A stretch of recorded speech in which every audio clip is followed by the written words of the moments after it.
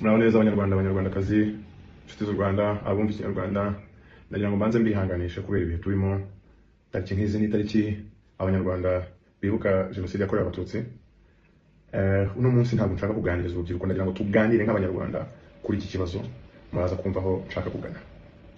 Maze iminsi nitegereza imyaka nako nitegereza none ubu ngeze aho bita mu Gifaransa conclusion cyangwa mu Cyongereza conclusion. Mwamfasha rero wenda iyo conclusion yanjye ntikwamira. Murabona, reka mvuge ku Bayahudi kuko Abayahudi twavuga ko in the 20th century nibo bantu bahuye na jenoside, wenda twavuga ngo twasangiye amateka. Impamvu mbivuga nuko nka buriya jenoside yakorewe Abayahudi ishize imyaka 80 ibaye 80. Murabyumva? Muri iyo myaka 80 na rimwe Umuyahudi aricara ngavuge ngo hashize imyaka myinshi ubu dushatse ibintu byatuza cyangwa tukabishyira ku ruhande.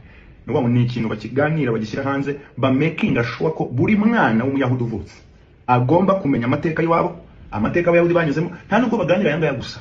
Abayahudi buri kwezi kwa kane bagira 1 week yo kwibuka, bayita Pesach cyangwa se Passover mu Cyongereza.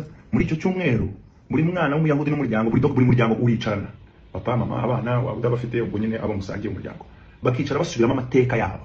Ubwo ndavuga kuva mu Misiri, muri Egypt, kuva mu bucakara, bakavuga uburyo the Israelites babashije kuva mu bucakara bakazajya nyine. Ntabwo ngiye gusubiramo amateka y'Abayahudi, ako murabyumva. Ayo mateka yabaye hashize imyaka 3,000, ariko nta mwana w'Umuyahudi utayazi. Ni gute munsobanurira ko ibintu byabaye ejo bundi hashize imyaka 32 abana b'Abanyarwanda bavuka ntibabimenye?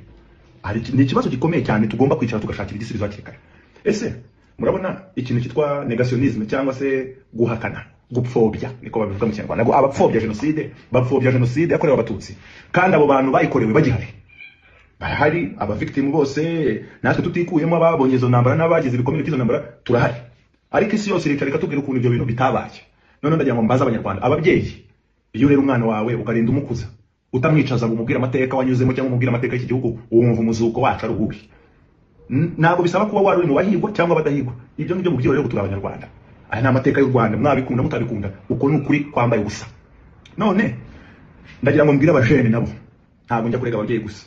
Abajene mwebwe ku giti cyane, iyo wicaye ukavuga ngo nta mateka nzi ngo nayo banyigishije, baramaze. Wese wakoze iki kugira ngo yamenye? Wowe ubaza ko ari umuntu kuri bideni byo kumenya iby'iwanyu, ibintu biranga igihugu cyawe. Wowe ukicara ukambwira ngo uza abakinnyi bose bo muri Real Madrid, equipe yose ya Man U, hari umuntu wicara akubwira abantu bose bayoboye Man U kugeza uyu munota, abizi rwose ku murongo. Hari abanyeshuri hano biga mu mashuri y'Abanyamerika, akaba yakubwira abaperezida bose 50 na bayoboye Amerika, ariko akaba atakubwira abami batatu b'u Rwanda. Nuko nta kibazo gikomeye cyane. Sinzi nuko twabyita, sinzi uko tuzabikemura, ariko iki kibazo kikwiriye kuvugwaho. Turi mu gihe cyo kwibuka jenoside yakorewe abatutsi. Iyo mbonye commentaire z'abajene bajya bandikaho ngo mana nyagasani ngo ibintu se byarabaye, nyine ntabwo ndi kubatuka gusa, njye ndi kuvuga kuri mbona bitangaje kubona hari abajene benshi bagira reaction nkaho ibi bintu batabizi, batazi ko byabaye.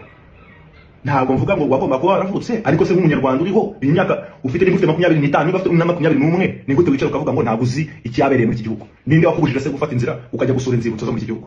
Ntabwo bigusaba ababyeyi bawe babikwigisha, nawe ku giti cyawe ni inshingano zawe nk'umunyarwanda. Ese reka mbabaza, ikintu cya mbere haduye buri abashaka mu buzima, upfobya nyine amateka yawe, abategereje ngo umwaka wa nyuma hazaba hari abantu babonye jenoside bakiriho. Nimba baturwanya gutya abantu bakorewe jenoside bakiriho, n'inkomere zabo n'inkovu zikigaragara, ubwo umunsi umuntu wa nyuma wabonye jenoside yavuye kuri gisi, tutarakoze documentation ihagije. Ese documentation yo irahari, ibintu byose birahari, ariko abantu babidefendinga nibataboneka, ni ukuri sizahimba andi mateka yashyire hanze kandi azemerwa. Uko niko kuri guhari. Bana b'u Rwanda nimuhaguruke, mumenye amateka yaranze iki gihugu, mumenye aho byavuye aho byagiye, ni nako kwirinda ko bizongera kuba. Aba bagabo baturinze aribo FPR, nabo n'abantu bazasaza bagende. Abo babyaye bari mu service ubu nabo bazavamo basaze. Abazabasimbutse bazaza bameze bate? Ko mbona amateka ari ibintu mwagiye mukajugunya hari. Hari umuntu uzakubwira album ebyiri za Doja Cat niba nazigira, lyrics zose azizi word for word, cyangwa album 5 za Jay-Z, ariko ukaba utavuga ikintu na kimwe kijyanye n'u Rwanda, ukaba utarenga sogokuru kubyara ngo ibyo ntabyo nzi. Ubuzwa nande se kubimenya? N'ubushake kuvuga ngo interest yawe nagiriwe. Rero banyarwanda nimuhaguruke. Nimba uri umubyeyi, igisha abana bawe. Nimba utabizi bohereza aho bajya kubyiga. Ntabwo mwambira muri iki gihugu wabura ujya gushaka amateka y'u Rwanda yabaye hano, muhere mu nzibutso. Nyuma y'inzibutso ndabizi inzira zizigaragaza, ariko mureke gukina. Uyu ntabwo ari umukino, ibintu bizadukoraho mw'abantu. Abantu bo muri showa baraza no munsi ku ishuri, turabyiga ahantu hose, turabyiga turakora iki. None nimba hano bitaremezwa n'isi yose kugira ngo abantu babyiga mu mashuri yabo, ariko twebwe nk'abanyarwanda izo n'inshingano zacu, duhere ku rugo, tumere nka yahene irisha ku rugo, nirihera. Ntabwo wajya kubwira isi byizajya kwiga n'ibyizajya gukora tutarahere hano mu rugo. Ni ukuri iki ni ikibazo ngiye kimbangamiye, nagira ngo tukiganire nk'abanyarwanda.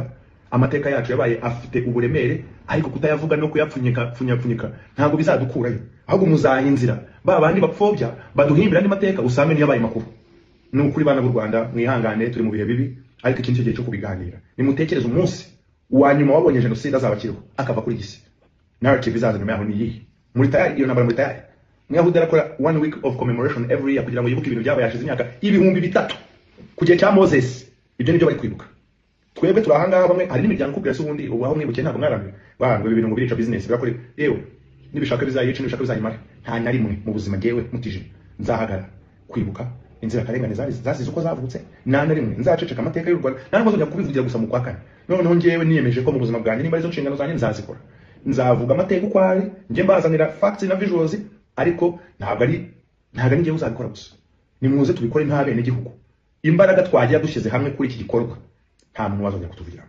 nuko rero abanyarwanda twibuke twiyubaka nitwe Rwanda rw'ejo ariko kugira ngo u Rwanda rw'ejo rubeho nuko amateka atazigera na rimwe azima murakoze.